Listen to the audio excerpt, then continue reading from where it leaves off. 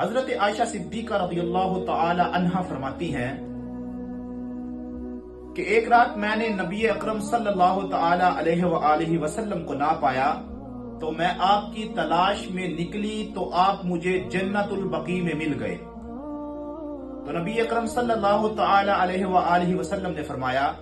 کہ بے شک اللہ تعالی شعبان کی 15ویں رات کو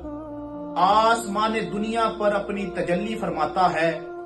اور قبیلہ بنی کلب کی بکریوں کے بالوں کے برابر اس رات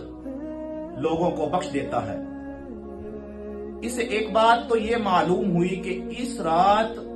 عبادت اور قبرستان جانا سنت سے ثابت ہے۔ اللہ تعالیٰ اس رات فرماتا ہے کون ہے جو میرے آگے سوال کرے،